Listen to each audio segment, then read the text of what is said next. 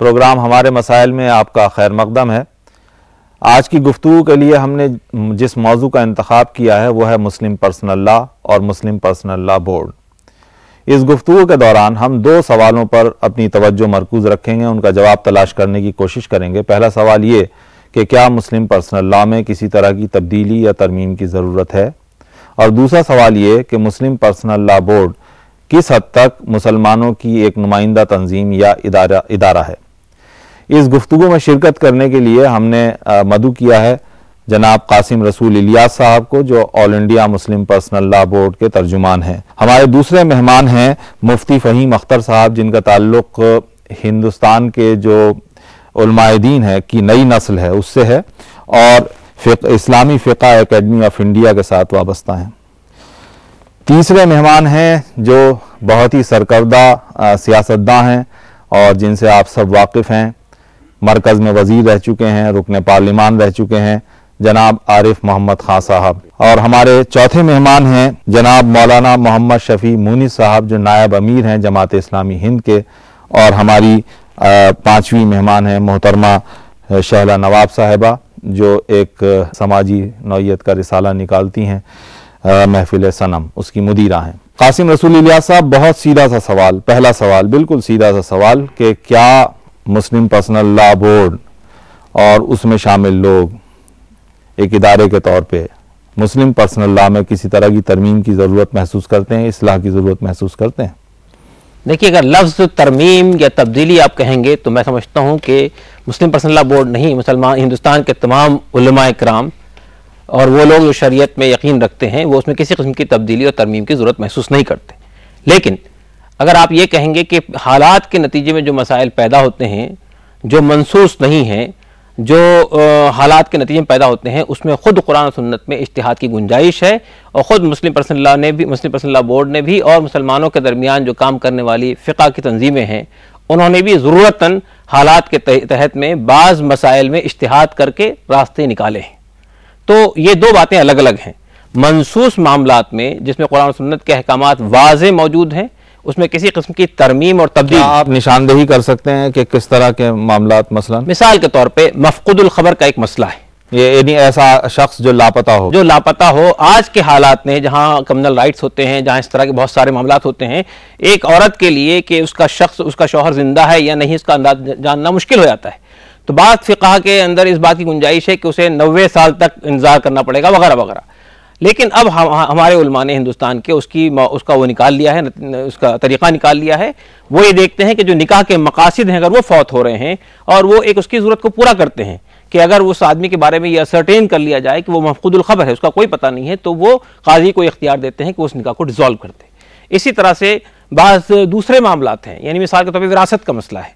विरासत के मामले में आप जानते हैं कि पोते का विरासत में हिस्सा नहीं है इस्लामी शरीयत में, लेकिन आज उलमा इकराम इस बात पर इसरार करते हैं कि दादा को वसीयत का जो हक़ हासिल है उसे वो अपने पोते के हक़ में इख्तियार कर सकता है। इस तरह के और दीगर मसाइल हैं जो हालात के नतीजे में पैदा होते हैं। उन मसाइल में उलमा इकराम इज्तिहाद के ज़रिए से उस मसाइल का हल निकालते हैं। तो मुश्किलात और मसाइल का हल निकालना कुरान सुन्नत की रोशनी में, इसकी तो गुंजाइश है और इसका हर दौर में इसकी इजाज़त रही है, हर दौर में इसका इस्तेमाल होता रहा है। लेकिन आप ये कहें कि तरमीम और तब्दीली, तो शायद ये बात मेरे ख्याल से इसका ना तो कोई मुसलमान मजाज है, ना उसकी कोई ज़रूरत है। शफी मुनीस साहब, आपकी क्या राय है? आपने ख्यालात सुने सैयद कासिम रसूल इलियास साहब की, आपकी राय क्या है? आप किस हद तक इनसे? आपने जो बात कही है फिल जुमला मुझे उससे इत्तिफाक है, लेकिन आपने जो दो मिसालें दी हैं उनके सिलसिले में कुछ अर्ज करना चाहता हूँ। ज़रूर फरमाएं। मफ़क़ूदुल ख़बर यानी जो लापता हो गया, पुराने ज़माने में तमद्दुन के वो वसाइल नहीं थे कि जिससे आसानी के साथ मालूम हो जाए कौन कहाँ है, लेकिन आज तो हमें वो सारे तमद्दुन के वसाइल हासिल हैं, हम आनन फानन सब चीज़ें मालूम कर सकते हैं।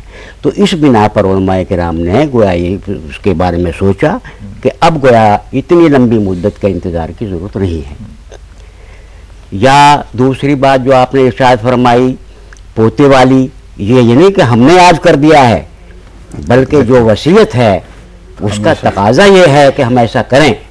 कुछ तो जो मुतय्यन है वो वर्षा, उनके बारे में शरीयत ने मुतय्यन कर दिया, बाकी जो उसमें नहीं आते तो उसके ही लिए है कि 1/3 की हद तक वो उसकी वसीयत की जा सकती है। उसमें से पोता नहीं आएगा, वो सब आइज़ आएंगे जिनके को उस तरह से गोया कानून हक नहीं मिलता कि वो तो उसकी सवाबदीद के ऊपर है, नहीं वो चाहता है अगर एक शख्स उन्हें उसकी सवाबदीद को मुतय्यन होना चाहिए कि वो करे इसको।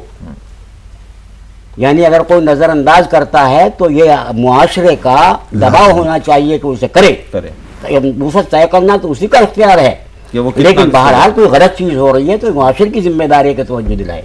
अच्छा मुफ्ती फ़हीम साहब जी, आपसे मैं जानना चाहूँगा, क्योंकि हम इस वक्त बात कर रहे हैं, हम जो गुफ्तगू कर रहे हैं वो असल में शरीयत के बारे में बुनियादी तौर पे नहीं कर रहे हैं, ठीक है। हम इस वक्त बात कर रहे हैं मुस्लिम पर्सनल लॉ के बारे में, जिसमें बहुत सारे कवानीन ऐसे हैं जिनके बारे में कहा जाता है कि वो शरीयत के कवानीन नहीं है, बल्कि ये कि अंग्रेज़ों के ज़माने में बहुत सारे कवानीन थे जो दाखिल कर लिए गए जो पर्सनल लॉ में।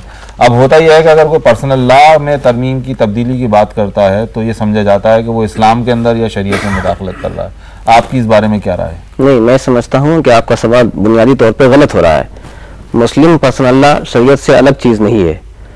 मुस्लिम पर्सनल लॉ का आप लफ्ज़ी तर्जुमा करें तो मतलब हुआ कि मुसलमानों के आइली कवानीन, शख्सी ज़िंदगी से मुताल्लिक़ कवानीन।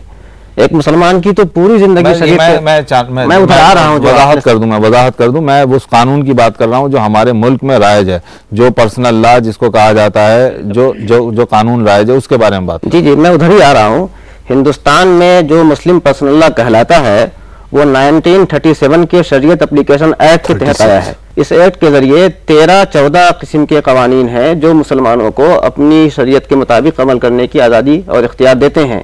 इनमें निकाह, तलाक, खुला, विरासत, वसीयत, कस्टडी, हिबा और शुफा वगैरह के मसाइल हैं। ये सारे मसाइल जो मुस्लिम पर्सनल लॉ कहते हैं, ये बुनियादी तौर पर जो दस्तूर ने हमें दिया है इख्तियार, ये शरीयत ही के कवानीन है, शरीयत से अलग नहीं है। 1937 के शरीयत एप्लीकेशन एक्ट में यह कहा गया है कि अगर कोर्ट के अंदर दोनों फरीक ऐसे आए जो दोनों मुस्लिम कम्युनिटी के हों तो उनका फैसला इन 13-14 मामलात के अंदर में जिस कानून के मुताबिक होगा वो मुहम्मदन लॉ होगा। मैं मुस्लिम पर्सनल लॉ की बात कर रहा हूं। शुफा यहाँ बहुत से लोग नहीं जानते होंगे सारी चीजों शुफा का मतलब होता है कि मैं एक्सप्लेन कर देता हूँ कि अगर कोई आदमी अपनी जायदाद बेच रहा है तो वो पहला हक जो है उसके पड़ोसी को हासिल है, ये शुफा है। लेकिन यह है कि आज के ज़माने में जाहिर है इसकी बहुत ज़्यादा रेलेवेंस नहीं रह गई है।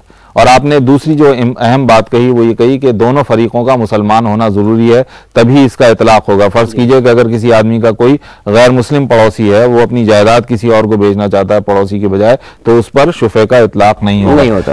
आरिफ मोहम्मद खान साहब, ये आपने नुक्ता नज़र सुना। अब यही सवाल मैं आपके सामने रख रहा हूँ कि क्या इसमें किसी तरह की इस्लाह तरमीम की ज़रूरत है?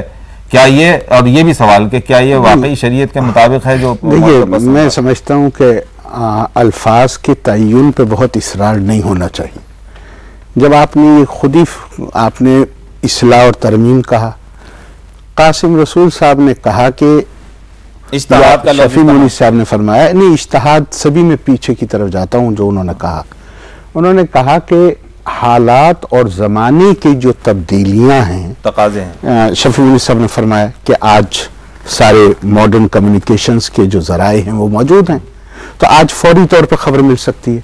बेसिक बात जो है वो ये है कि बदले हुए हालात को मद्देनजर उसको नोटिस में लेना, उसका कॉग्निजेंस लेना, लेकिन ज़माने के और हालात के मुताबिक रिस्पॉन्स की ज़रूरत है, वो उसको मेरे ख्याल से दोनों में से मेरा ख्याल है, मुझे नहीं पता, दोनों में किसी ने इनकार नहीं किया। लेकिन एक में बुनियादी बात की तरफ आता हूं जो अभी मुफ्ती साहब ने फरमाया, अगर आइली कवानीन शरीयत एप्लीकेशन एक्ट जो हिंदुस्तान में लागू है, अगर ये ऐन शरीयत है तो फिर हर मुस्लिम मुल्क में इसी को लागू होना चाहिए था। उसकी तरफ मैं एक सेकंड, चूंकि मेरे पास एक किताब है मौलाना सैयद अबुल आला मौदूदी साहब की, हुकूक़ुज़्ज़ौजैन नाम है, हिंदुस्तान में नाफिज पर्सनल लॉ जिसको मोहम्मदन लॉ के नाम से जानते हैं, जो शरीयत एप्लीकेशन एक्ट है, उसके बारे में मौलाना मौदूदी ने क्या लिखा है वो 2 लाइनें पढ़ना चाहूंगा। जरूर। उन्होंने कहा कि मोहम्मदन लॉ के नाम से जिस कानून को इस शोबे में नाफिज किया गया वो अपनी शक्ल, वो रूह उसके प्रोविजंस और उसकी स्पिरिट दोनों में असल इस्लामी शरीयत से बहुत कुछ मुख्तलिफ है और इसके निफाज को सही मानों में शरे इस्लामी का निफाज नहीं कहा जा सकता। और सिर्फ इतना ही नहीं कहा मौलाना ने उसके आगे यह कहा है कि इसके नकाइस ने मुसलमानों की तमद्दुनी जिंदगी पर इतना बुरा असर डाला है कि शायद किसी दूसरे कानून ने नहीं डाला।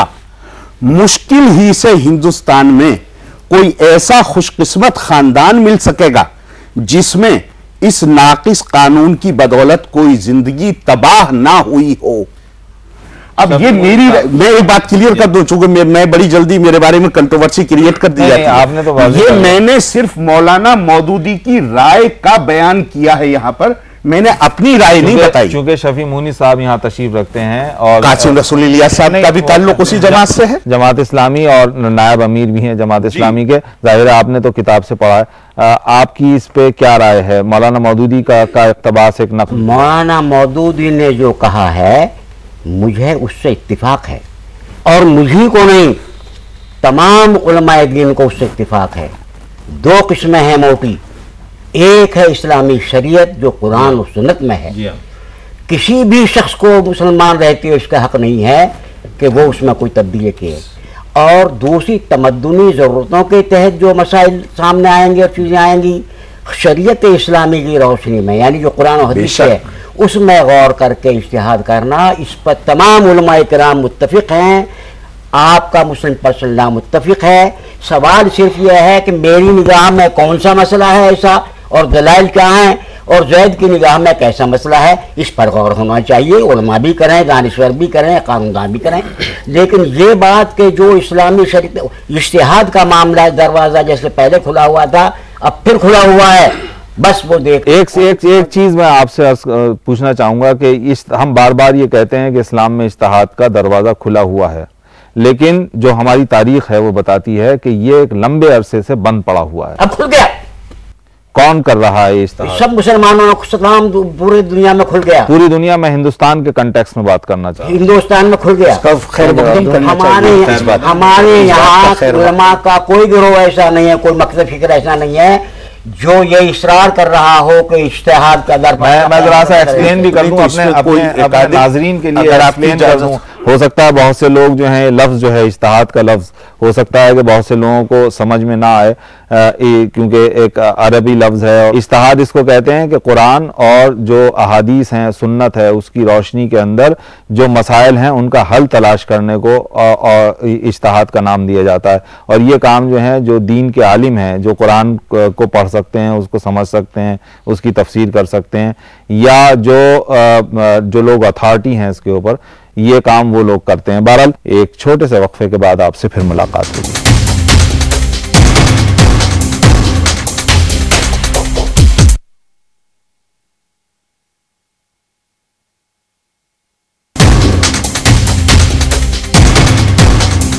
प्रोग्राम हमारे मसाइल में एक बार फिर आपका खैर मकदम है। वक्फे में जाने से पहले गुफ्तगू हो रही थी कि क्या मुस्लिम पर्सनल लॉ में किसी तरह की तब्दीली या इज्तिहाद के ज़रिए उसके अंदर किसी तरह की इस्लाह की ज़रूरत है, और इस पर तकरीबन सभी लोग मुत्तफिक थे कि इज्तिहाद के दरवाजे खुले हुए हैं। इज्तिहाद से मुराद ये कि गौर व फिक्र के दरवाजे खुले हुए हैं। कुरान की रोशनी में, हदीसों की रोशनी में, सुन्नत की रोशनी में गौर व फिक्र करने के दरवाजे खुले हुए हैं, और उस गौर व फिक्र के नतीजे में कवानीन को तब्दील किया जा सकता है। शैला नवाब साहबा, आपने सारी गुफ्तगू सुनी है, इस पर आपका रद्द अमल क्या है? आप कुछ कहना चाहेंगी इससे?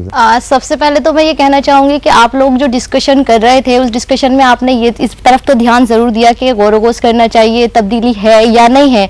लेकिन मैं आप लोगों से सबसे पहले ये जानना चाहूंगी, क्या एक आम आदमी ये जानता है कि मुस्लिम पर्सनल लॉ बोर्ड क्या है? कम से कम आपको बोर्ड पे तो हम बाद में अभी गुफ्तगू करेंगे। नहीं, आपने गुफ्तगू का आगाज जो किया और आपका जो टॉपिक है वो यही है कि मुस्लिम पर्सनल लॉ बोर्ड हिंदुस्तान के तमाम मुसलमानों की नुमाइंदा जमात है या नहीं है। दो सवाल थे। पहला सवाल ये था कि क्या Muslim personal law board, personal law में किसी तरह की तब्दीली की जरूरत है? तब्दीली तो जब ही आएगी जब मुस्लिम पर्सनल लॉ बोर्ड को एज अ बॉडी हम लोग समझ सकें, और जहां तक आप उसको एज अ रिप्रेजेंटेटिव बनाने की कोशिश कर रहे हैं तो मुझे नहीं लगता कि हिंदुस्तान में मुस्लिम पर्सनल लॉ बोर्ड हिंदुस्तानी मुसलमानों की कोई नुमाइंदा जमात है। तो आप जाती तौर पे तब्दीली की कोई जरूरत महसूस करते हैं? तब्दीली की जहाँ तक बात है, ये इस्तिहाद की बात मौलाना शफी साहब ने भी कही कि इस्तिहाद एक हो रहा, वही तब्दीली की बात जो है वो तो पता नहीं कहाँ हो रहा है, वो सामने नहीं आ रहा है। इस्लामी फ़िक़्ह एकेडमी ने पिछली दफ़ा भी एक कॉन्फ्रेंस की थी, उसमें इंश्योरेंस पर, सूद पर, वो आर्टिफिशियल लिम्स पर, इन सब पर उन्होंने उलमाए कराम जुटे थे, उन्होंने डिस्कशंस किया था। उसके बाद कुछ मसला बताया था कि किस तरह से किस चीज़ को क्या इस्तेमाल किया जा सकता है। तो इस तरह की चीज़ें तो हो रही हैं। अब लोगों को कैसे ये पता चल गया कि ज़रूरत है तब्दीली की? ये तो ऑलरेडी चल रहा है। उलमाए कराम और जो साहिब ईमान है और दीन से वाक़फ़ियत रखते हैं, इस्लाम से गहरी वाक़फ़ियत रखते हैं, वो ऑलरेडी कर रहे हैं इस काम को। देखिए, पर्सनल लॉ की जहाँ तक बात हो रही है तो पर्सनल लॉ में आप तब्दीली की बात करें, पर्सनल लॉ कोई कुरान और हदीस नहीं है जिसमें तब्दीली ना की जाए। लेकिन जहाँ तक मतलब ये है कि रोज़ नए मसाइल आदमी के पास उभरते हैं, गोया कि मसाइल का ताल्लुक़ एक तरह से सिविलाइजेशन से भी है, तहजीबों से भी है, क्योंकि रोज़ एक नए मसाइल आते हैं तो उसमें सोचने की और गौर फिक्र करने की ज़रूरत आदमी को पेश आती है। तो मुस्लिम पर्सनल लॉ मुझे नहीं लगता है कि कोई बहुत बड़ी चीज़ है जो कुरान और हदीस की वैल्यू रखती है और जिसमें तरमीम ना किया जाए। जितने भी नए मसाइल आएंगे, मुस्लिम पर्सनल लॉ को अगर ज़रूरत महसूस होगी कि इन मसाइल में तरमीम की ज़रूरत है, जिस तरह से हिंदुस्तान के कानून में तरमीम की ज़रूरत पेश आती है मसाइल के तहत, उसी तरह से अगर मुस्लिम पर्सनल लॉ को ये सोचने का मौका मिल रहा है कि इसमें इस चीज़ को तरमीम करना चाहिए जिससे आवाम का फ़ायदा होगा, लोगों का फ़ायदा होगा, तो मेरे ख्याल से कोई हर्ज नहीं है कि उसमें तब्दीली ना की जाए। ठीक है। आप हजरात जो इधर बैठे हुए हैं, मैं इस तरफ, क्योंकि सारी गुफ्तगू इधर ही हो रही है, आप में से कोई इजहार ख्याल करना चाहेगा? अच्छा, आप कुछ कहना चाहते हैं? जी, मैं ये कहना चाह रहा था कि हिंदुस्तान में जो मुस्लिम पर्सनल लॉ है उसको तरमीम की बात जो आप कह रहे हैं कि इसमें तरमीम होना चाहिए या ना होना चाहिए, हदीस और कुरान की रोशनी में अगर इसमें कोई तरमीम उस दायरे में किया जाए तो उसमें कोई एतराज़ नहीं होगा। लेकिन गवर्नमेंट अगर कुछ चाहे इसके अंदर, मौजूदा या जो गवर्नमेंट रही है, अपने हिसाब से इसमें तरमीम करना चाहे तो उस पर एतराज़ है मेरा। मैं ये कहना चाहता हूँ, और होना भी चाहिए मुसलमानों को, क्योंकि मुसलमानों को अपने जितने भी कानून हैं, मतलब जो क़यामत तक बरकरार रहेंगे, जो कुरान और हदीस जिसको तब्दील नहीं किया जा सकता, उसकी रोशनी में उलमाए दीन अगर इसमें कोई तरमीम करेंगे और उसमें अगर कुछ कानून बनाएंगे उसी दायरे के अंदर, तो कोई एतराज़ नहीं होगा मुसलमानों को। लेकिन अगर हुकूमत हिंद अपने मतलब मुफाद के लिए अगर इसमें कुछ तरमीम करना चाहती है, आज तक उनका कोई मौक़िफ़ मतलब आपकी बात मुकम्मल हो गई, आप ये चाहते हैं कि आप अज़ खुद हम करें जो कुछ भी करना है, हुकूमत को इख्तियार नहीं होना चाहिए। आप कोई कुछ कहना चाहेंगे? जी, मुस्लिम पर्सनल लॉ में जाहिर बात है कोई तब्दीली की ज़रूरत नहीं है, अलबत्ता वो आइली मसाइल। लेकिन सब लोग यहाँ मुत्तफिक हैं, जो उलमा भी तशरीफ रखते हैं, जी, वो इस बात पे मुत्तफिक हैं कि इस्तिहाद के जरिए उसके अंदर तब्दीली। मैं वही बात कह रहा था कि आइली मसाइल जो जिसकी बुनियाद जो है कुरान और हदीस से नहीं मिलती है और फ़िक़्ह के ज़रिए वो चीज़ राइज हुई है, चल रही है, अगर वो हालात की ज़रूरत है और हमारे उलमा इस पर मुत्तफिक हैं तो उसमें बिलाशुबहा इज्तिहाद का रास्ता खुला है और उस पर हो रहा है काम। अच्छा जी, अब मैं ज़रा सा इस गुफ्तगू को आपसे थोड़ा सा मैं गुफ्तगू करना चाहूँगा। साहब 2 सेकंड जी, मैं आपकी तरफ आता हूँ। मुझे 2 सेकंड चाहिए। वो जो मैंने ये बात अर्ज की थी कि इज्तिहाद का दरवाज़ा कुछ बंद हो गया था और अब खुल गया है, तो एक इज्तिहाद है एक फ़र्द का, ये हमेशा कुछ ना कुछ होता रहा है, लेकिन वो इज्तिहाद जो मुसलमानों के लिए एक फ़ैसला करके पेश करता है और मुसलमानों के लिए उस पर अमल दरामद ज़रूरी होता है, वो चीज़ रुकी हुई थी। अब जगह जगह वो ऐसे नज़म बन रहे हैं कि जहाँ इज्तिमाई फ़ैसलों की ज़रूरत है, तो ये बात है। ये बात तो हमेशा से तयशुदा है, कभी इख्तिलाफ नहीं हुआ कि असल कानून है कुरान और सुन्नत का, और जो तमद्दुनी हालात के तहत मसाइल आते रहें कुरान और सुन्नत की रोशनी में और जो उसके कायदे हैं उसमें आना चाहिए। अब अगर मुस्लिम पर्सनल लॉ में ये समझा जाता है कि ये ऐसी चीज़ें इसमें तब्दीली होनी चाहिए, तो ये वो लोग जो मुताला करते हैं, चीज़ें लाते हैं, उन्हें पेश करें, और उस पर गौर होगा, ज़रूर होगा। कासिम रसूल इलियास साहब, बहुत सारे इस्लामी ममालिक हैं, मैं नाम गिनाना शुरू करूँ, जहाँ मसलन हनफी फ़िक़्ह जो था किसी ज़माने में राइज था, मिस्र मिसाल तौर पे है, तो मिस्र, सूडान, लबनान, जॉर्डन, सीरिया, ट्यूनिस, मराकश, इराक़, अलजायर, ईरान, इंडोनेशिया, मलेशिया, अच्छा, और हमारे पड़ोस में पाकिस्तान और बांग्लादेश, ठीक है, यहाँ बेशुमार इस्लाहात की गई हैं या तब्दीलियाँ की गई हैं। सवाल यह है कि क्या वहाँ जो आलिमों ने जो इस्लाहात नाफिज की हैं या जो तब्दीलियाँ, मिसाल तौर पे नाबालिग बच्चों का निकाह जो है उसको उस पर पाबंदी लगा दी गई है और निकाह के लिए एक उम्र का तयन कर दिया गया। मैं एक मिसाल दे रहा हूँ आपको। तो क्या इस तरह की तब्दीलियाँ हमारे यहाँ मुमकिन नहीं है जो उलमा ने वहाँ की हैं, क्योंकि बहरहाल वो भी उलमाए दीन हैं, और क्या ऐसा मुमकिन नहीं है कि वो तब्दीलियाँ हम वहाँ से लेकर और अपने यहाँ राइज कर लें? देखिए, मैंने बात तो अपनी इब्तिदाई गुफ्तगू बात कही थी आप सामने कि कुरान और सुन्नत की रोशनी में मुश्किल हालात जो पैदा होते हैं, जब मसाइल उलझ जाते हैं तो उसका हल निकालने के लिए इज्तिमाई गौर व फिक्र होता है। और इसका जैसा कि मौलाना शफी मोनी साहब ने कहा है कि खुद हमारे यहाँ अब हिंदुस्तान के अंदर इसका नज़्म हो चुका है। मिसाल के तौर पर मैं एक मिसाल देना चाहता हूँ। एक इदारा है इस्लामिक फ़िक़्ह अकेडमी, हिंदुस्तान के जितने जय्यद और मुमताज़ उलमा है उसके अंदर मौजूद है, और वो हर साल इस तरह के तमाम मसाइल पर गौर फिक्र करने के लिए एक इज्तिमाई कॉन्फ्रेंस बुलाता है, और उसमें तमाम लोग अपना नुक्ता नज़र पेश करते हैं और फिर किसी एक नतीजे तक पहुंचने की कोशिश करते हैं, और उस नतीजे को पब्लिश करके तमाम लोगों के सामने लाने की कोशिश की जाती है। मिसाल के तौर पर एक मसला तलाक का है। तलाक में आप जानते हैं कि हमारे यहाँ दो राय पाई जाती है। एक राय तो यह है कि अगर एक शख्स ने एक मजलिस में 3 तलाक दी, 3 दफा तलाक दी तो वाक़ई हो गई। और एक राय यह है कि चूंकि कुरान में तलाक का एक प्रोसीजर मौजूद है, इसलिए अगर एक मजलिस में एक शख्स कई बार भी तलाक दे तो एक तलाक मानी जाएगी। हमारे यहाँ हनफी मसलक में चूंकि 3 तलाक को 3 तलाक ही माना जाता है, लेकिन हनफी उलमा ने भी इसके सिलसिले में 2 बातें मजीद तय की। एक बात तो यह की है कि अगर कोई शख्स तलाक की नीयत एक ही तलाक देने की है, लेकिन अगर वो तकरार की गर्ज से अपनी बात को एम्फेसिस करने के लिए एक से जायद बार तलाक का लफ्ज इस्तेमाल करता है तो वो एक ही तलाक वाक़ई मानी जाएगी। इसी तरह से अगर कोई शख्स ताकीद की गर्ज से एक से जायद बार तलाक के लफ्ज का इस्तेमाल करता है तो वो एक तलाक वाक़ई मानी जाएगी। इसी तरह से और दीगर मसाइल हैं जिसके सिलसिले में, जैसा नफका का मसला है, जैसा कि इसके अलावा जैसे मैंने बताया कि मफक़ूदुल ख़ब्र का मसला है। इस तरह के जब मसाइल पैदा हुए और वो मसाइल लाए गए उलमा के सामने, उलमा ने कुरान सुन्नत की रोशनी में गौर करके उसका कोई ऐसा काबिल कबूल हल निकालने की कोशिश की जिसके नतीजे में वो मसला हल हो जाए। उसमें कोई हल निकला? जी बहुत सारे मसाइल। 3 तलाक वाले नहीं, 3 तलाक के सिलसिले में मैंने आपको बताया कि 2 ओपिनियन है, कोई हल निकला नहीं।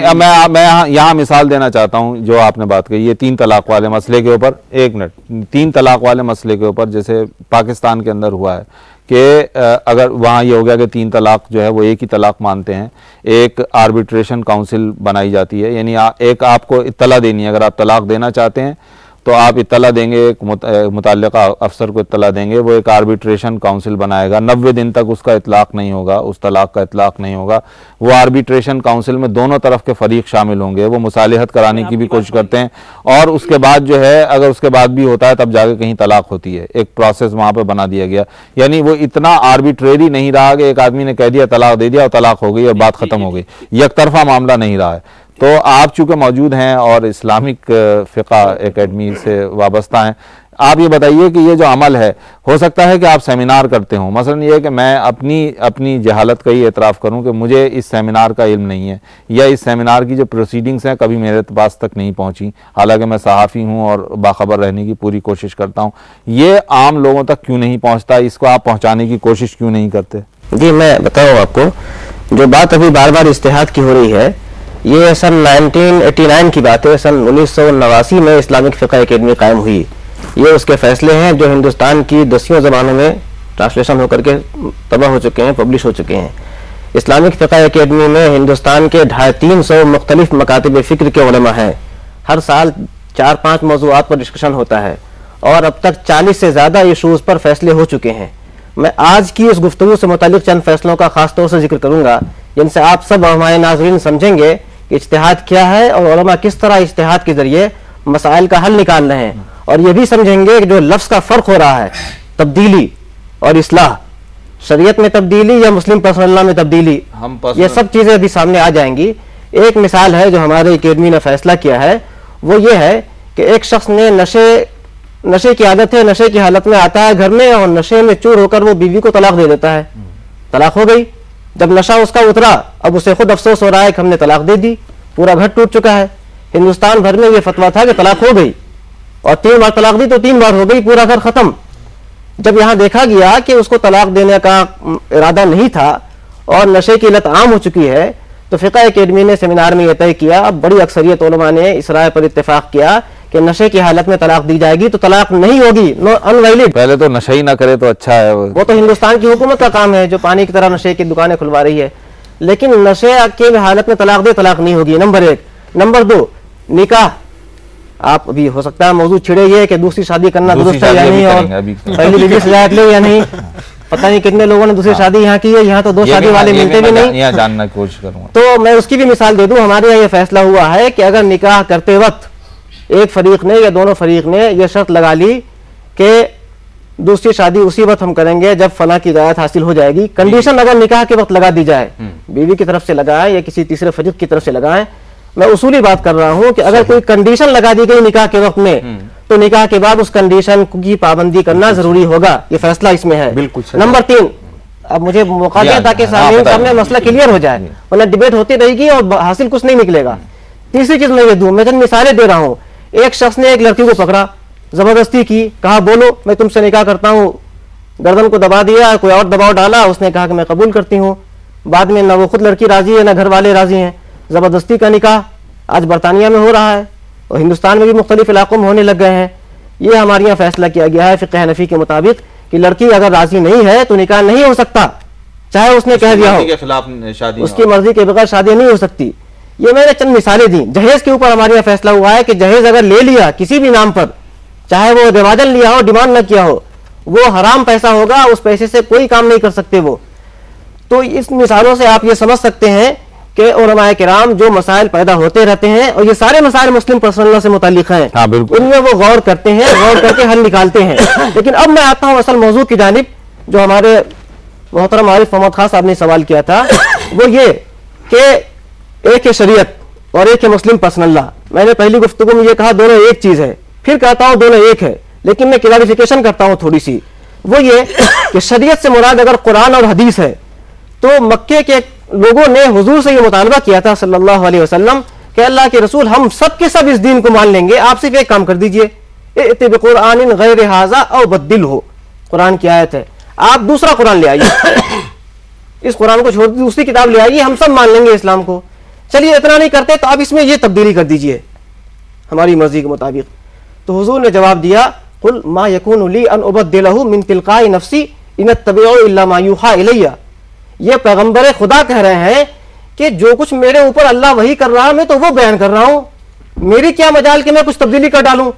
तो कुरान की आयत और हदीस, इसमें तब्दीली तो रसूल नहीं कर सकते, चाहे जाके हिंदुस्तान के मुसलमान क्या पूरी दुनिया के मुसलमान नहीं कर सकते। कुरान और रसूल, मैं मुझे बात करने दे, मैं उधर आ रहा हूँ, आप मुझे अर्ज करने दे, मैं आ रहा हूँ। मैं तो मैंने कहा कि दोनों बात मैं अर्ज कर रहा हूँ। कुरान की आयत में हदीस में अगर तब्दीली कोई करता है तो उसकी अपनी राय होगी, कुरान की राय नहीं होगी, नंबर 1। नंबर 2 ये कि कुरान, मैं आप ही की बात आ रहा हूं कि कुरान और हदीस में जो आयली मसाइल हैं उनकी डिफिनेशन मुख्तलिफ अंदाज से हुई है। मैं वाज़ेह मिसाल दूं, आपने पाकिस्तान की मिसाल आपने दी कि तलाक में वहां आर्बिट्रेशन होता है और काउंसिलिंग होती है और 90 दिन के बाद तलाक वैलिड होती है। उसमें आपको ये बात मालूम होनी चाहिए कि वहां के लोगों ने इस पर नक़्द किया है। डॉक्टर तंजीमुर रहमान साहब ने कहा है कि ये गैर शरई नहीं, गैर समाजी है। उनकी किताब मजमू क़वानीन इस्लामी आप देख लीजिए। लेकिन मैं आपको ये बताऊं, कि कुरान की जो आयत है कि तलाक देने के बाद 3 तोहर तक इंतजार किया जाए, उस 3 तोहर से क्या मुराद है, कितने दिन इंतजार करें, इसकी डेफिनेशन में फर्क है। इस डेफिनेशन में फर्क के लिहाज से एक मसले में 2-3 राय उलमा की बनती हैं। एक राय पर अमल होता रहता है, जैसे मफकूदुल खबर आपने कहा, एक राय पर अमल हो रहा था। अगर हालात बदल जाए, नहीं यहाँ पे तमद्दुनी हालात बदल जाए तो दूसरी राय पर अमल किया जाता है। नहीं, अगर सवाल बल्कि सवाल अगर आप मुझसे चाह रहे हैं तो मैं उसे भी सवाल की शक्ल में लूंगा कि अभी जो बात मौलाना ने कही उस पर तो मेरे ख्याल से यहाँ किसी को भी इख्तिलाफ नहीं होगा जी। लिहाजा क्यों ऐसी बात को इस अंदाज से कही जाए कि जो जज्बात को बढ़ाने वाली बात हो, उस पर तो किसी को इख्तिलाफ ही नहीं। लेकिन बुनियादी बात यह है, जैसा भी कासिम रसूल इलियास साहब ने फरमाया था कि अगर मिसाल के तौर पर मैं सिर्फ एक ही बात को कह रहा हूं और फिर मैं मौलाना ने जो बात फरमाई है मुफ्ती साहब ने, उसके ज़मरे में रख के सवाल करना चाहूंगा कि वो लोग जिन्होंने कुरान के तरीकों को बदल दिया वो किस ज़मरे में आएंगे। कुरान में तलाक का वाज़ेह तरीका दिया हुआ क्या है, तलाक मर्रतान जी, वाज़ेह तरीका कुरान में दिया हुआ है तलाक का। बताएं क्या है। नहीं, मैं मतलब अगर कहें तो मैं पढ़ ही देता हूं। अगर आप कह रहे हैं तो मैं पढ़ देता हूँ। आप तरीका बताएं। मैंने पहले इंसान खुलवाइए, आप पूरी बात करना है। मैं तो मुझे याद है ये बात आए नहीं, मैंने इसीलिए अर्ज किया कि हम उस बहस में ही नहीं जाना चाहते, हम उस बहस में नहीं जाना चाहते। मेरी समझ से मैंने तो शुरू में ही कहा था कि जब ये बात कह दी गई कि ज़माने के तगय्युरात और तब्दीलियों के मुताबिक रिस्पॉन्स और उसके मुताबिक हल ढूंढे, और यकीनन इस सिस्टम में ये डायनामिज्म है। मुझे मेरा मेरी एक गुजारिश में मैं अगली बात पा रहा हूं। मैं आपको एक बहुत छोटी सी मिसाल, मैं समझता हूं मसला तरमीम और तब्दील का नहीं है बुनियादी। भाई लफ्जों में मत पढ़िए प्लीज। मैं कह रहा हूं वो नहीं, असल मसला ये है, जो प्रॉब्लम बताई वो दूसरी प्रॉब्लम ये नहीं बताई कि इस्लामी शरीयत में तब्दील कीजिए, प्रॉब्लम दूसरी है। प्रॉब्लम यह है कि जो मोहम्मदन लॉ के नाम से जो कानून लागू है वो शरीयत से बहुत दूर है। असल जो मैं बताता हूं मिसाल आपको। मैं मिसाल दे रहा हूं, नहीं मैं मिसाल दे रहा हूं। मिसाल के तौर पे लड़कियों को विरासत में हिस्सा, जी बहुत अच्छा, क्या है विरासत में हिस्सा है लड़कियों का? 1/3 है, 1/3 नहीं है, जितना भी आप बताएंगे। मैं नहीं जाता, मैं तफसीलात हिस्सा है, मैं उसूल की बात कर रहा हूं कि हिस्सा क्या कहीं लड़कियों को कानून के तहत, बल्कि मैं एक स्पेसिफिक मिसाल दूंगा कि जब जमींदारी एबोलिशन हुआ तो जमींदारी एबोलिशन से पहले मुस्लिम लड़कियों को जमींदार बाप की जायदाद में इस्लामी कानून के मुताबिक हिस्सा मिलता था। मुल्क का कानून तब्दील किया गया, जमींदारी एबोलिशन हुई। अब जो खेती की जमीन रह गई उसमें लड़कियों को उनके हक से यूनिवर्सली पूरे हिंदुस्तान में लड़कियों, मतलब हिंदुस्तान में तो नहीं कहना चाहिए, नहीं जमींदारी एबोलिशन एक्ट जहां कहीं नहीं है, जहां अब इस बहस में नहीं जाएंगे एक हिस्से में है या दूसरे हिस्से में, लेकिन जमींदारी एबोलिशन एक्ट में बहुत सी जगहों पर खासतौर से यूपी में लड़कियों को हक़ विरासत से महरूम कर दिया गया। इसको न तरमीम माना गया, न तब्दीली माना गया, न इस पर कोई प्रोटेस्ट हुआ, ना इस पे आज तक इसको इस्लाह करने की कोई प्रोटेस्ट हुआ है हमारे पास। ये प्रोटेस्ट मेरे ख्याल से ये किताब सेमिनार में ये प्रोटेस्ट मौजूदगी में बहरहाल का सिलसिला जारी रहेगा अभी काफी देर तक। एक छोटे से वक्फे के बाद आपसे फिर मिलेंगे।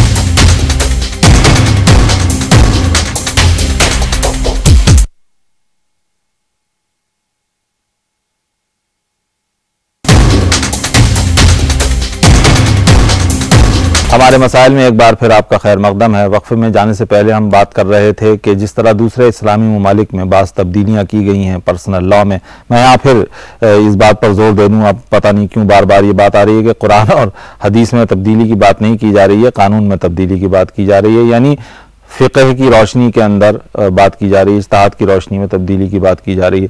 शफी मुनी साहब, बहुत सारे इस्लामी ममालिक हैं जहाँ बाज़ तब्दीलियाँ की गई हैं, आप उनसे वाकिफ़ हैं तफसील में जाने का, जैसे मिसाल 4 शादियों से मुताल्लिक़ हैं, या ये है कि निकाहनामे में शर्त दाखिल कर देना कि शर्त रख देना कि साहब पहली बीवी से इजाज़त के बगैर दूसरी शादी नहीं की जा सकती, वगैरह वगैरह इस तरह का।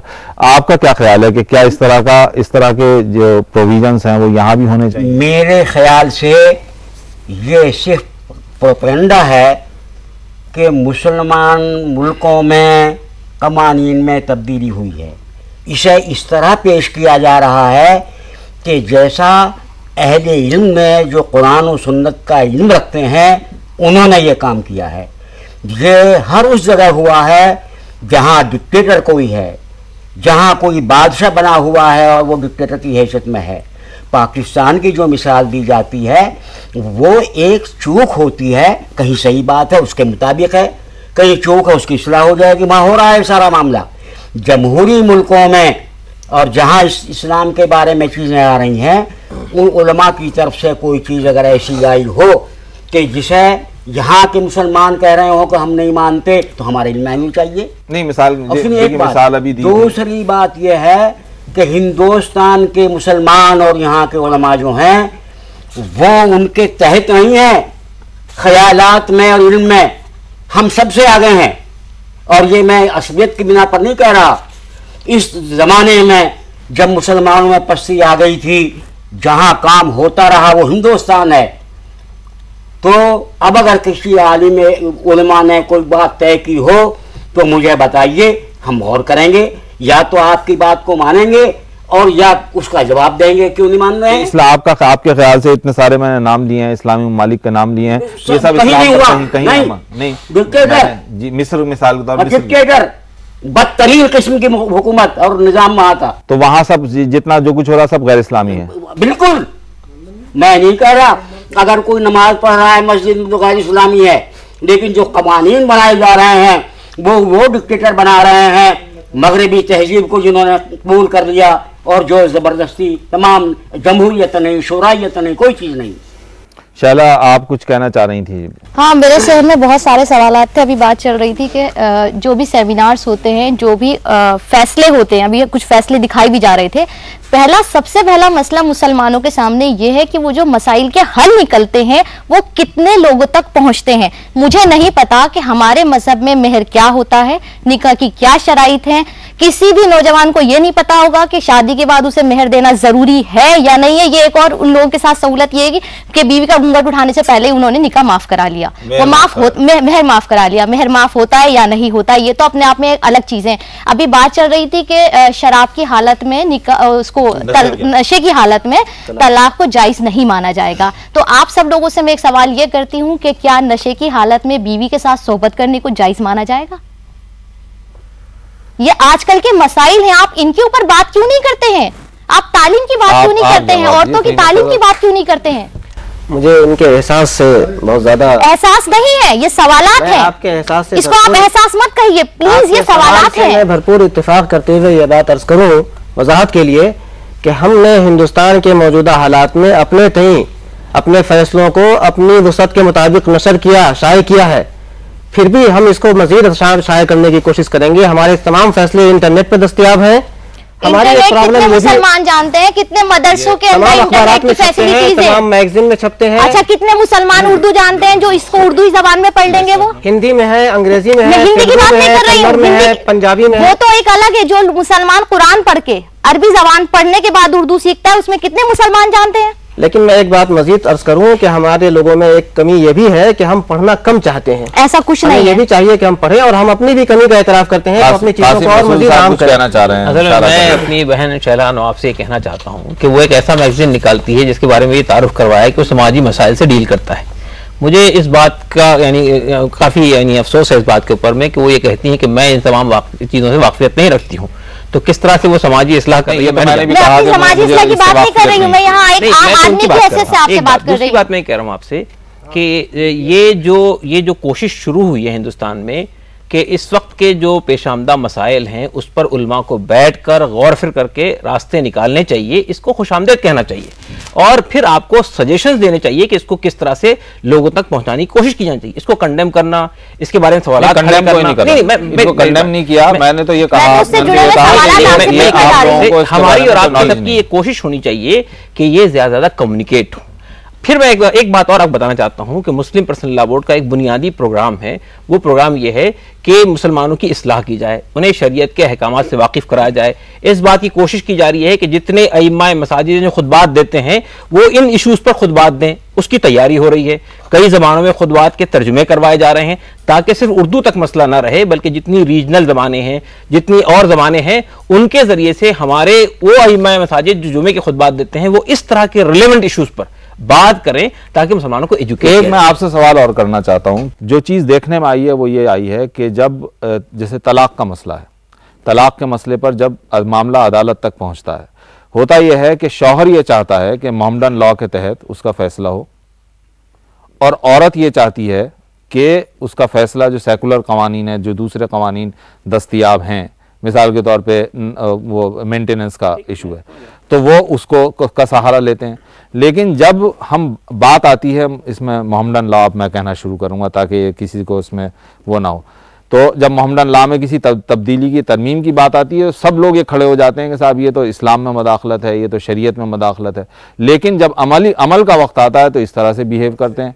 तो ये जो ये आप उसको तजाद नहीं नजर आता आपको उसमें? देखिए एक बात बताऊं आपको, अभी आपने ये सुना ये बात को कि हमारे यहाँ जो शरीयत एप्लीकेशन एक्ट है उसमें ये बात मानी गई है कि अगर दोनों मियाँ बीवी मुसलमान हैं तो उनका फैसला, मुसलमानों की बात जी ठीक है, अगर उनका फैसला मुसलमानों का है, वो चाहे सिविल अदालतों में जा रहा हो, मुल्क की अदालतों में जा रहा हो, वहां का जो जज है वो इस बात का पाबंद है कि वो फैसला इस्लामी शरीयत के मुताबिक करेगा, इसलिए कि उनकी शादी इस्लामी शरीयत तहत हुई। नहीं, मैंने अदालत का और कानून की बात नहीं कर रहा हूं, मैं जो बात कह रहा हूं, जिस चीज पे जोर दे रहा हूं मैं, वो ये नहीं है कि वो फैसला किस कानून के तहत होता है आखिर में जाकर। मेरा कहना यह है कि बीवी ये चाहती है कि जो सेकुलर कवानीन हैं, जिनकी रूह से उसको हुकूक ज्यादा हासिल हैं, उनके तहत फैसला हो। शौहर ये चाहता है कि जो उसके लिए ज्यादा फायदेमंद है कि साहब इद्दत के पीरियड के लिए मेंटेनेंस देगा, उसके अलावा मेंटेनेंस नहीं देगा। शौहर ये चाहता है फैसला ये हो जाए। बीवी ये चाहती है कि उसको मेंटेनेंस, जब तक कि वो दूसरी शादी ना करे उस वक्त तक उसको मेंटेनेंस मिले।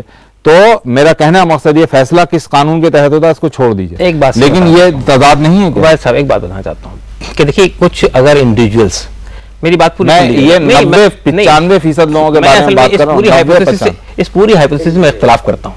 मैं इसलिए कहना चाहता हूं कि ये मसला शाबानू के वक्त में उठा था।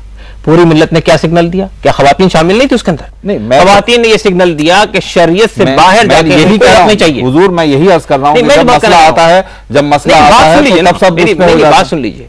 बात सिंपल इतनी सी है कि औरत को मुस्लिम माशरे में तलाक के बाद बेयार बेदगार नहीं छोड़ा जाना चाहिए, ये हमारा कंसर्न है। और इस पर हमने यानी इस बात की कोशिश की कि ऐसे कानून बन जाए जिसके तहत में अगर कोई खातून, उसका कोई पुरसान हाल नहीं है, तो कोई ना कोई ऐसा इदारा हो जिसके नतीजे में उसकी नई बहस नहीं बताता हूँ आपको। तुमको आपने फरमाया, मैंने पार्लियामेंट में ये कानून जिसकी बात कर रहे हैं इलियास साहब, उस कानून के पास होने के 4 साल के बाद मैंने पार्लियामेंट में सवाल किया कि नादार तलाकशुदा औरतों के लिए इस कानून के तहत वक्फ बोर्ड को जो इंतजामात करना है, तो मुख्तलिफ रियासतों के वक्फ बोर्ड ने कितना कितना पैसा इस मद में रखा है। 4 साल के बाद ये सवाल किया और 4 साल के बाद जवाब आया, किसी भी स्टेट बोर्ड के, किसी भी स्टेट के एक भी वक्फ बोर्ड ने एक नए पैसे का भी प्रोविजन नहीं किया था। ये पार्लियामेंट का जवाब है। तो लिहाजा मैं ये कह रहा हूं, वो एक नई बहस अपने आप में छोड़ जाएगी। मैं यहां पे एक दूसरा सवाल करना चाहता हूं, क्योंकि देखिए आम आदमी, उसकी अकीदत, उसका अकीदा शरीयत के लिए, दीन के लिए उसका हमें एहतराम, मतलब कोई अल्फाज का इस्तेमाल में भी जाहिर है, इसीलिए एहतियात बरती जाती।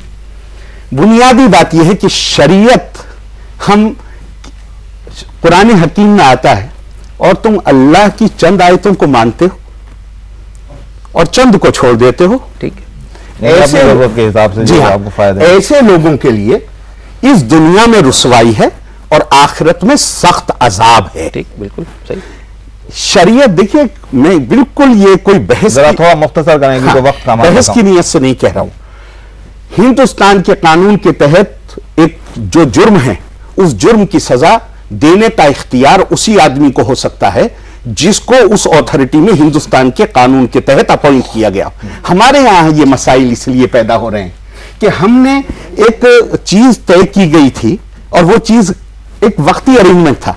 वो क्या कर लिया कि जहां पे मुस्लिम अदालतों को खत्म करके उस वक्त हमने वो चीज जिसका ताल्लुक खालिस दीन और अकीदे से है शरीयत का, उसमें हमने ये मान लिया कि उसको गैर मुस्लिम कानून साजी कर सकता, मतलब जो गैर अकीदतमंद है, अकीदा नहीं रखने वाला, वो कानून साजी कर सकता है और वो उस कानून को नाफिज कर सकता है। लिहाजा उसके नाफिज करने में हर मौके पे परेशानियां, जब वो नाफिज करता है तो यहां से इलियास रसूल साहब कहते हैं इन्होंने गलत मतलब निकाला है। गलत मतलब निकालेंगे, इसलिए निकालेंगे कि आपने एक उसूली तौर पे एक गलत काम किया हुआ है, और गलत काम ये किया हुआ है आपने। ये दीन का मामला इंसान का, ला इकराह फिद्दीन, दीन के मामले में कोई जोर जबरदस्ती नहीं। दीन मनवाने के लिए कानून से मजबूर नहीं किया जा सकता लोगों को। मैं उस जमाने में भी यही बात कहता था, मुसलमान औरत को यह पता होना चाहिए कि ऐसा मेंटेनेंस मांगना दीन के खिलाफ होगा और उसके ऊपर छोड़ देना चाहिए और कहना चाहिए वो अदालत दी जाएगी अगर दीन के खिलाफ है। लेकिन हम कानून की मदद लेके मजबूर करना चाहते हैं कि जिसे हम दीन समझते हैं वो दीन दूसरों के ऊपर जबरदस्ती लागू किया। भाई ये गैर मुताल्लिक बात है। देखिए इसके लिए जितनी चीज आपकी तरफ से आ रही है मेरे ख्याल से वो बिल्कुल ही गलत है। ठीक है, आपकी बात मान लूंगा, मैं चाहूंगा मान लूंगा। नहीं आप अभी ना मानिए। हाँ, नहीं मैं मान नहीं, मुझे मौका दीजिए, मैं आपके यहाँ हाजिर हूँ या तशरीफ लाइए। चलिए अच्छा मैं देखिए सुनिए, मैं एक और चीज की तरफ एक और ये सारी बात बिल्कुल गलत है। मैं आपसे ये तवक्को नहीं रखता कि आप ऐसी बात करेंगे। भाई हुकूमत है, देखिए हम अपने सुनने वालों पे छोड़ते हैं, बहुत सारी चीजें हम सुनने वालों पे छोड़ते हैं, वो भी सोचेंगे, गौर फिक्र करेंगे। और इस प्रोग्राम का मकसद, बुनियादी मकसद यही, हमको फैसला करने के लिए यहाँ नहीं बैठे हैं। हम अपने सुनने वालों पे भी बहुत सी चीजें छोड़ते हैं। एक चीज जो आती है वो है कोडिफिकेशन की, ठीक है। मुख्तलिफ जो फ़िक़े हैं उनके अंदर मुख्तलिफ मसाइल के ऊपर मुख्तलिफ किस्म की राय मौजूद है। तलाक़ का ही मसला है, शाफ़ई मसलक कुछ और कहता है, हनफी मसलक कुछ और कहता है, फ़िक़ह जाफ़रिया कुछ और कहता है। हमारे यहाँ अभी तक ये कोडिफिकेशन का काम ही नहीं हो सका। जी मैं असल में आपसे यहाँ इख्तिलाफ़ करना चाहता हूँ।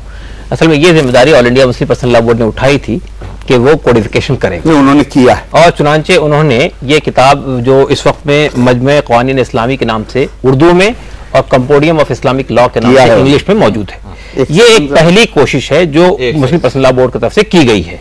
ये इसमें मजीद इसमें इजाफे और चीजें होती रहेंगी जैसे जैसे हालात सामने आएंगे, लेकिन ये सिलसिला हिंदुस्तान में किया गया है और इसको खासा अप्रिशिएट किया जा रहा है। फिलहाल हम एक वक्फा लेंगे और वक्फे के बाद हम इस प्रोग्राम के आखिरी हिस्से में एक और सवाल पे गौर करेंगे इख्तिसार के साथ, और वो ये कि all India Muslim personal law board मुसलमानों की किस हद तक नुमाइंदगी करता है, या उसको मुसलमानों की नुमाइंदा तंजीम होने का दर्जा दिया जा सकता है या नहीं दिया जा सकता। इस सवाल पर गौर करेंगे हम प्रोग्राम के अगले हिस्से में। वक्फे के बाद आपसे दोबारा मुलाकात होगी।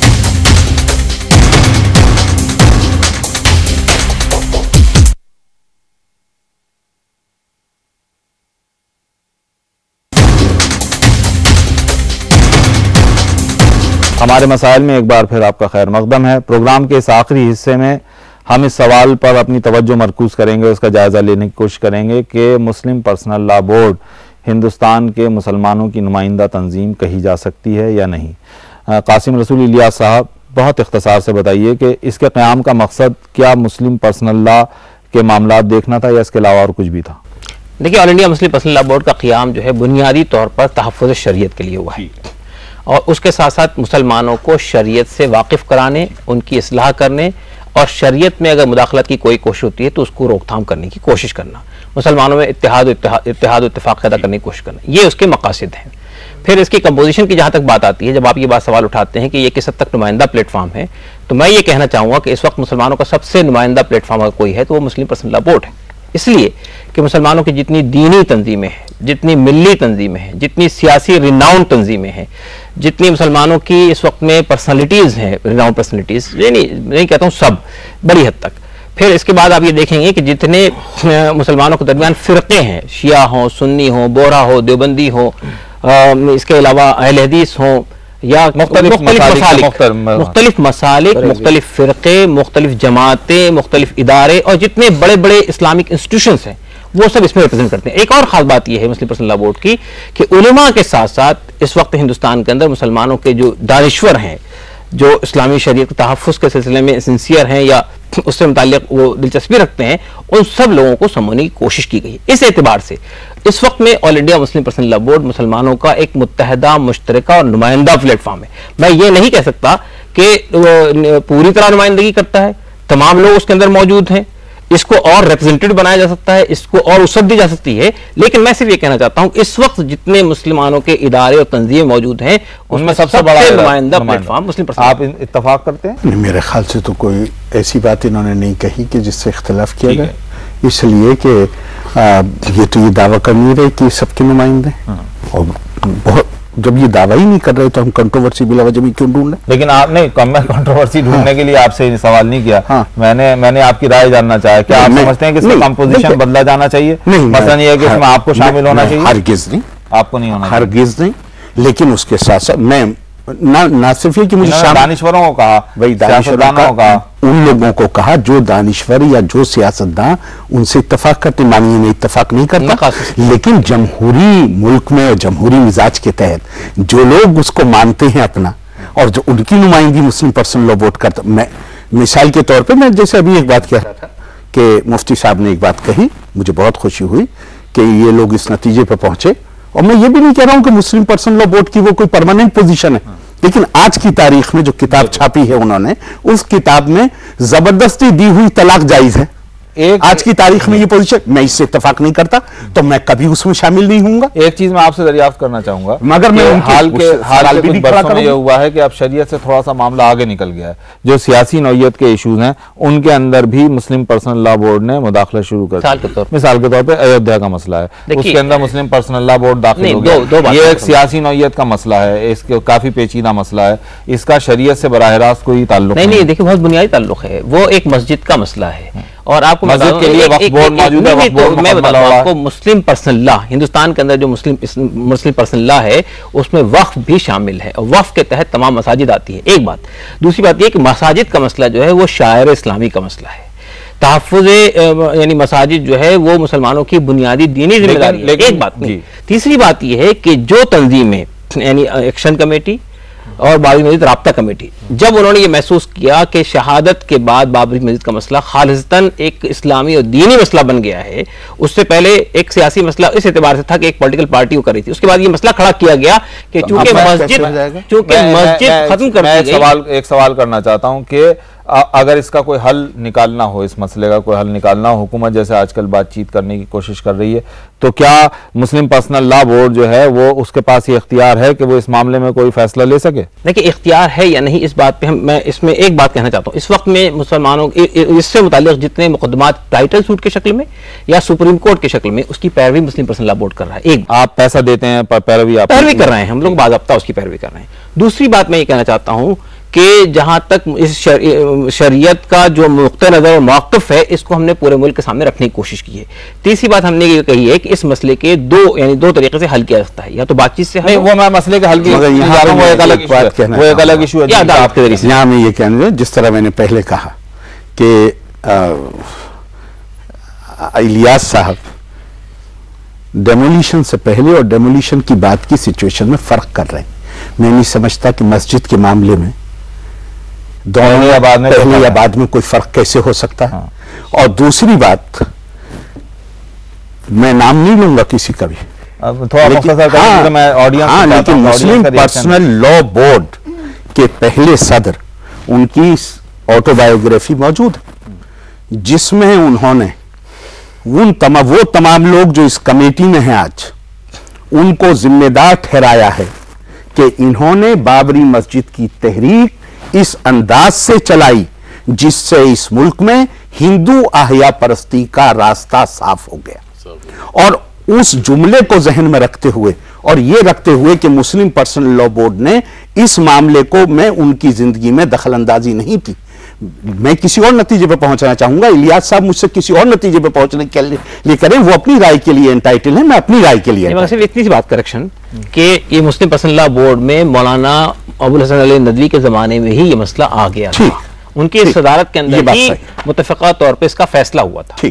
और ये उस वक्त फैसला हुआ था जब एक्शन कमेटी और राब्ता कमेटी दोनों ने ये बात कही कि अब इस मसले को मुस्लिम पर्सनल लॉ बोर्ड को टेकअप कर लेना चाहिए। मुसलमानों की तमाम तंजीमों ने इससे साथ किया, उसके बाद मुस्लिम पर्सनल लॉ। अच्छा देखिए, अब हम ऑडियंस से चाहते हैं कि उनका रिएक्शन थोड़ा सा एक मिनट। आपकी इस मजलिस में एक शख्स वो है जो शुरू से इसमें है और वो अकेला ही है यहाँ, और वह है मुनिस जी। तो मुझे जरा सा मौका दीजिए। आपने जो बात बताई है उसको नुमाइंदा होने की, उसमें इतनी बात का इजाफा और कर लीजिए कि इसकी तश्कील के वक्त मैं उसमें शरीक था और पूरे मुल्क के मुसलमानों के मुख्तलिफ मकातिब फ़िक्र के मसालिक के उलमा सब ने मिलकर बनाया उसे। दूसरी बात जो है वो ये है कि भाई उसमें कोई किसी तरह की तरमीम की इसकी ज़रूरत हो तो लोग अपनी पेश कर सकते हैं। मैं ये जो एक्शन कमेटी बनी मरकज़ी रोज़ अव्वल से उसमें था, मैं राब्ता कमेटी में हूँ, शुरू से ये मामला है। हुआ ये है कि जब ये बम्बई में झगड़े फसाद हो गए, बमबारी वगैरह की बात हुई, कुछ लोगों की तरफ से ये बात आई कि भाई ऐसा ख्याल किया जा रहा है कि मुस्लिम पर्सनल लॉ इसको ले ले, तमाम लोग उसमें शरीक हैं, ये हैं। हमने उससे इत्तेफाक किया, हमने भी किया, एक्शन कमेटी में किया।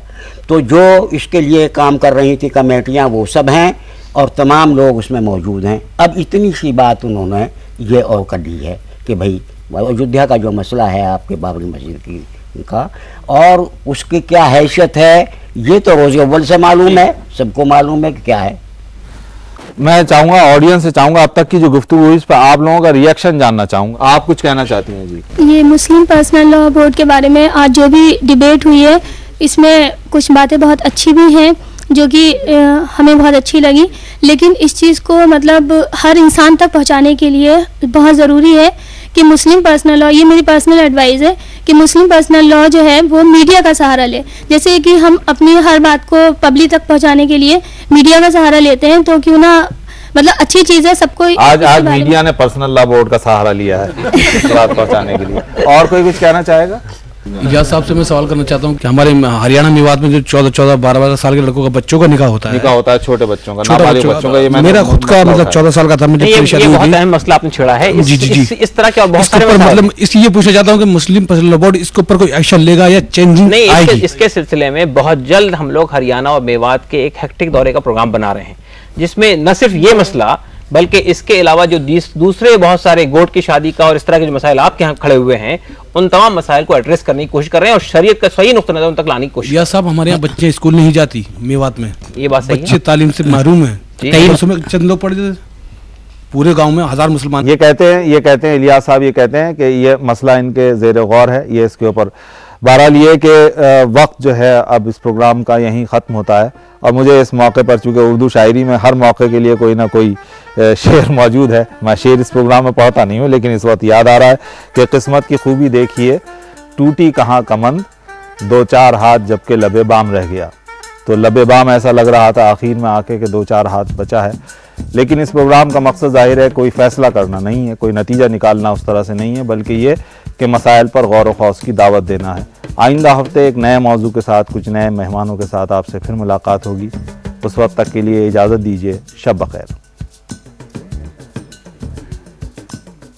आपको हमारा प्रोग्राम कैसा लगा, हमें अपनी राय से आगाह करें।